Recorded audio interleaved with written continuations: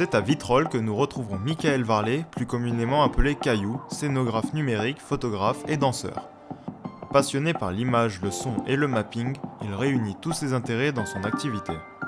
Nous l'avons suivi dans ses différents projets pour vous faire découvrir son univers.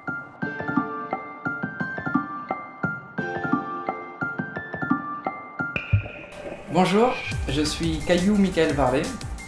Donc Caillou, c'est mon nom d'artiste. Alors tout le monde me dit pourquoi Caillou. En fait, c'est ma grand-mère qui s'amusait à m'appeler Caillou et ça a fini par être Caillou. Et finalement, je trouve que ça me va bien dans le sens où je pense pas être quelqu'un de méchant et puis Caillou, c'est assez sympa, c'est facile à retenir. C'est un bon objet de communication finalement. Alors, je suis artiste du mouvement. Alors, qu'est-ce que ça veut dire artiste du mouvement ? J'ai commencé mon travail artistique par la danse. J'ai été danseur hip-hop, donc spécialisé break, tout le travail qui est au sol. J'ai travaillé avec 2-3 compagnies sur la création de spectacles et j'ai été pédagogue en danse pendant 10 ans. Avec le temps, je me suis intéressé plutôt à la culture contemporaine, donc en priorité la danse contemporaine, mais aussi le travail artistique, qui soit d'ordre de la musique ou de la peinture. J'ai également développé un travail photographique et avec l'évolution des technologies des appareils photo, j'ai commencé à faire de la vidéo. Du coup, j'ai fait un mélange de tout ça. Donc j'ai travaillé avec des danseurs sur la vidéo, sur la photo. On s'est dit pourquoi pas faire des projections sur la scène. Donc on a commencé à faire des projections avec des vidéoprojecteurs sur scène avec des danseurs. On s'est dit pourquoi on n'essayerait pas de faire que ça soit interactif. Donc on a commencé à travailler avec des capteurs, avec des caméras, des Kinect aujourd'hui, mais il y a aussi des caméras infrarouges. Tout ça pour continuer encore à travailler sur le travail de lumière. Et aujourd'hui, je travaille avec des logiciels qui permettent de gérer la lumière en spectacle d'une façon plus moderne que la façon traditionnelle de travailler sur une table lumière. Donc mon travail aujourd'hui, c'est essentiellement de la scénographie numérique. Alors qu'est-ce que c'est que la scénographie ? C'est vraiment le travail d'habillage de la scène. Dans ce travail-là, je développe quand même une partie chorégraphique. Alors là, actuellement, on est en train de travailler par exemple sur un solo de danse hip-hop dont je suis le scénographe. Nassim Batou est un danseur hip-hop qui est à la fois le chorégraphe du spectacle.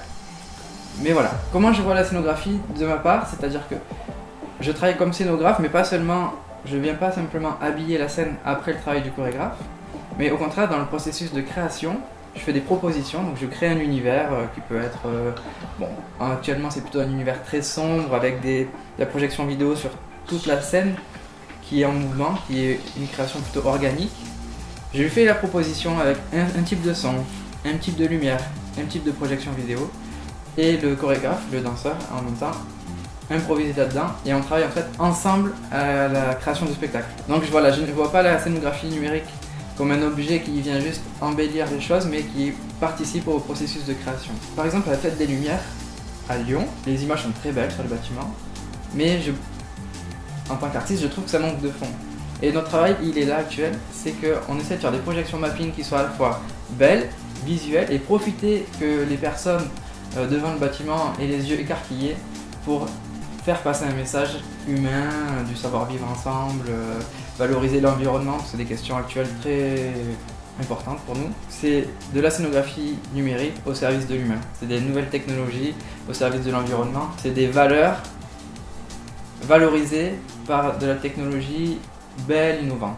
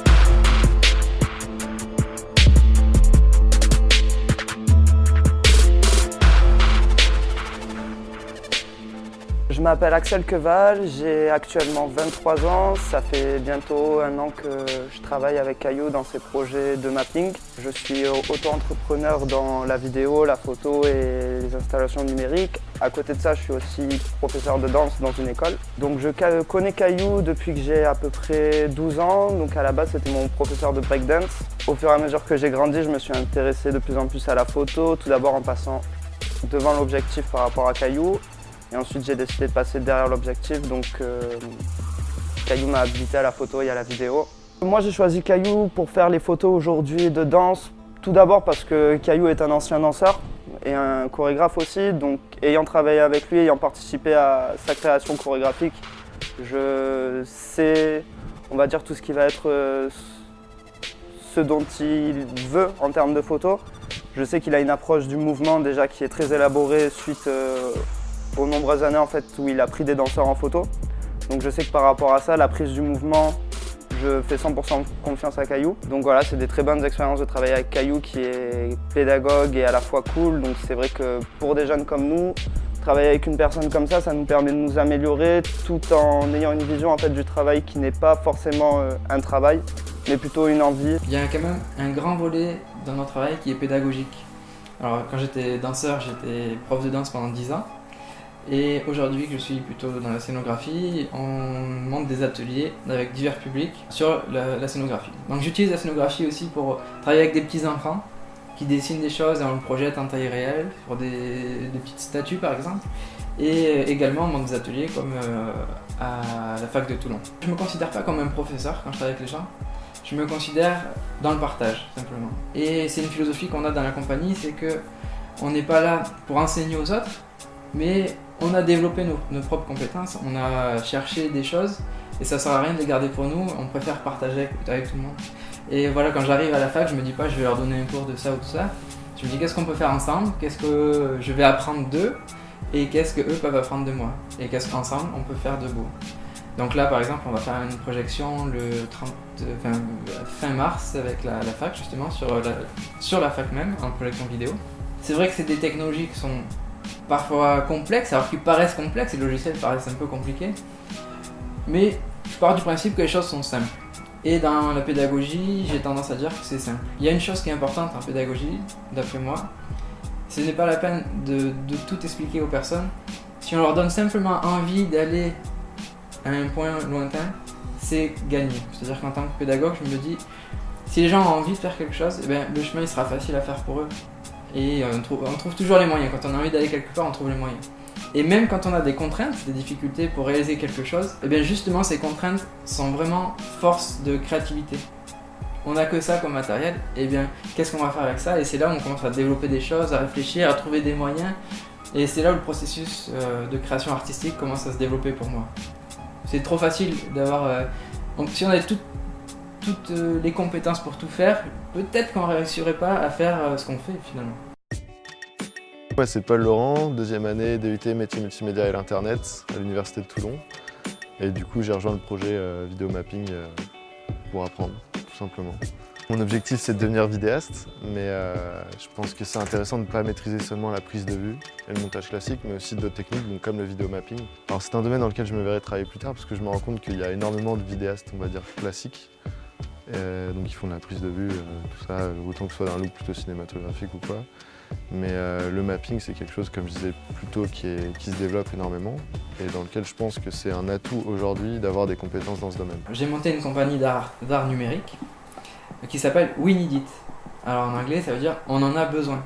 On a besoin de la culture, on a besoin d'être ensemble, on a besoin de l'art en général. La philosophie de We Need It, c'est on a des technologies, on fait des projections mapping, on fait des interventions sur des soirées électro en projection vidéo, on fait de la scénographie sur scène, on sait faire de la photo, on sait faire de la vidéo.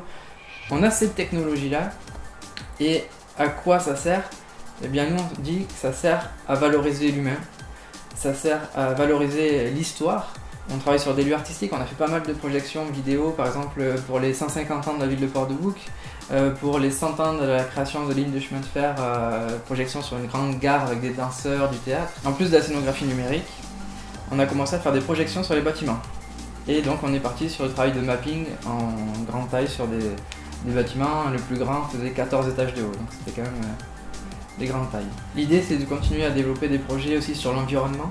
On aimerait faire une tournée sur des petits lieux, des petites églises, mais valoriser sur le territoire beaucoup de choses et de faire de ces petits points de projection, de cette petite valorisation, quelque chose de grand à l'échelle de la France et imaginer plus tard une échelle européenne, voire internationale. Ce qui valorise mes projets, il me semble, c'est pas le quantitatif. Ce qui m'importe, c'est pas le nombre de personnes qu'on touche, mais c'est de quelle manière on touche chaque personne. Ce qui nous importe vraiment, on est fiers de notre travail quand les gens ont reçu quelque chose et nous disent merci. Albert Camus disait « La meilleure façon d'être généreux par rapport au futur, c'est de tout donner au présent ». Et je le prends comme une contrainte, mais c'est une réalité.